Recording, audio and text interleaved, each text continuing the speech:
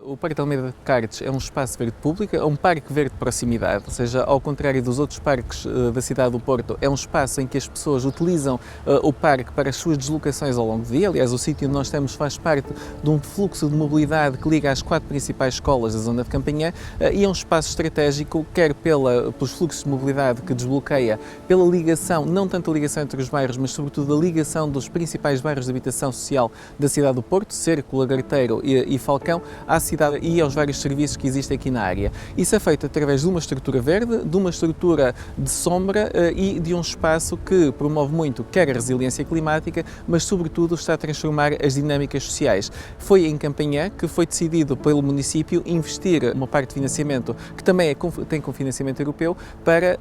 transformar e regenerar este território. Para nós, para a engenharia, é sempre um desafio entrar o mais cedo possível no processo. É fundamental porque a discussão na fase estratégica, em que todos estamos presentes, é muito interessante porque a chegada de ideias novas é incrível. E foi o que aconteceu neste projeto. Nós conseguimos trabalhar em conjunto com a equipa de arquitetura paisagista e com os vários elementos da promoção do projeto e, portanto, desde a fase inicial. Portanto, esse desafio foi completamente cumprido e é fundamental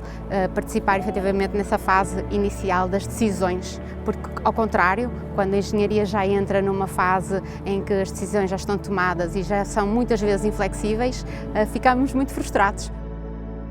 Aqui o projeto de Campanhã, do Corredor Saudável de Campanhã, enquadra-se no projeto Urbinato, um projeto financiado pelo Horizonte 2020, com 28 parceiros internacionais, entre os quais 8 cidades, 7 na Europa, uma é no Irão, e onde se procurou desenvolver com as comunidades locais, intervindo em bairros de habitação social, um corredor saudável, portanto, co-criarmos em conjunto um corredor saudável. O projeto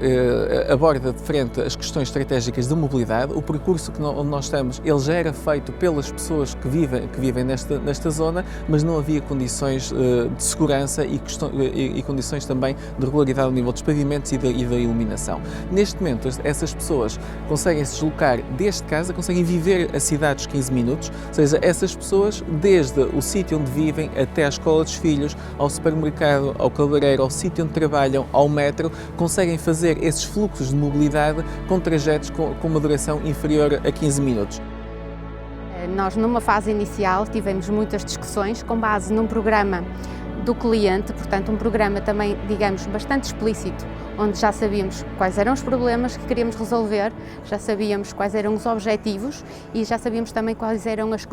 restrições que existiam, porque existem muitas restrições associadas aqui aos vários acessos, às várias envolventes, aos vizinhos, enfim. Portanto, a engenharia, em articulação com a arquitetura, foi capaz de, numa fase inicial, fazer, por exemplo, um diagnóstico de tudo o que era pré-existência,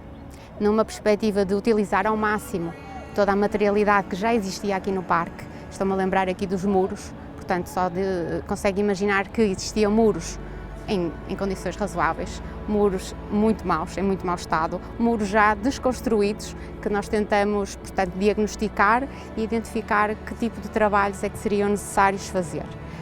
Do ponto de vista da outra especialidade, nomeadamente as infraestruturas hidráulicas, também foi possível e foi incrível, digamos, exercitar este racional, este brainstorming do que é que vamos fazer com as águas pluviais. Estamos aqui num terreno em que a infiltração é efetivamente uma prioridade, estamos num terreno muito inclinado e queríamos muito gerir as águas pluviais localmente. Portanto, a engenharia, em articulação com a arquitetura paisagista, conseguiu, digamos, montar uma estratégia conjunta, em que começamos pela infiltração, depois temos as retenções de água pluvial nas zonas verdes, as bacias naturais decorrentes da modulação do terreno, mas depois, quando ela tem que transbordar, transborda para a infraestrutura. E a própria infraestrutura também é constituída por muitas bacias, essas já não se vêem, estão por aí enterradas, em que retém a água, infiltra, porque são bacias também, digamos, que promovem a infiltração. Quando a infiltração, digamos, atinge o seu limite, ela vai encher, vai transbordar para a bacia seguinte e, efetivamente, no período da chuvada mais crítica, pode ser, efetivamente, entregue alguma água à rede pública, mas eu diria que o volume de retenção que existe e que foi calculado neste projeto garante que, em situação corrente, a água é toda tratada localmente e esse era um dos grandes objetivos. O envolvimento desta comunidade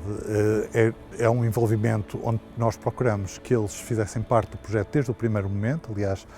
a área de intervenção foi definida com eles,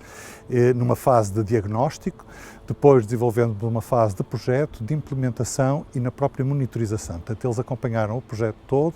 não só os cidadãos que aqui vivem, nestes 3 bairros, Falcão, Cerco do Porto e Lagarteiro, mas também as associações locais que, com os seus projetos, criaram sinergias connosco e nos permitiram desenvolver de uma forma mais integrada este corredor saudável.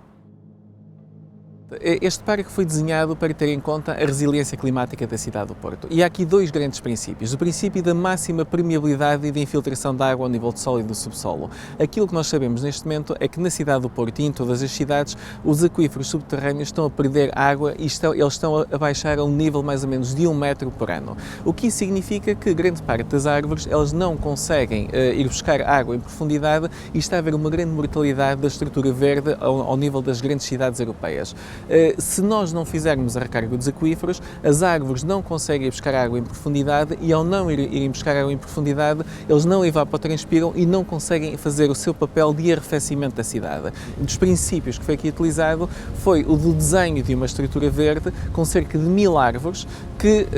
foram todas elas criteriosamente plantadas para pensar muito naquilo que será a resiliência climática. Ou seja, nós temos árvores de crescimento rápido que vão dominar esta composição nos primeiros 5 a 10 anos, mas que estão aqui para criar as condições para as árvores de crescimento lento, os carvalhos, que são os grandes fixadores de carbono no nosso clima e que irão atingir a sua plenitude só ao fim de 20 anos. E por isso é que a estrutura verde foi toda ela pensada e desenhada de acordo com princípios de crescimento, mas também como princípios de resiliência climática. Este é um grande laboratório para a cidade do Porto, ou seja, aquilo que nós estamos aqui a aprender é também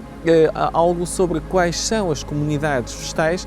que irão ser necessárias ser implantadas na cidade do Porto nos próximos 20 ou 30 anos para garantirmos a resiliência climática da cidade e também o arrefecimento da cidade. Mas para isso precisamos de 2 coisas, destas árvores fixadoras de carbono e com grande capacidade de evapotranspiração e de criação de uma inércia térmica através da umidade atmosférica, mas precisamos também de água ao nível dos aquíferos subterrâneos, que é isso que estas soluções de base natural promovem. Também dizer que o projeto tem esta particularidade em que parece só um parque, mas é uma extensão de trabalhos incrível, porque um parque tem tantas áreas, tantas particularidades, tantas soluções, que se por acaso virmos o mapa de trabalhos e quantidades, é extremamente extenso. Portanto, estamos a falar de muitos trabalhos aqui envolvidos ao nível deste parque. A Quinta do Falcão é um espaço central aqui no Corredor Saudável, foi um espaço muito trabalhado com a comunidade local, com as associações aqui presentes em Campanhã, procurando dar aqui uma certa centralidade a este espaço e, portanto, agora este espaço está, digamos assim, entregue à comunidade para a partir dele fazerem a ativação deste Corredor Saudável.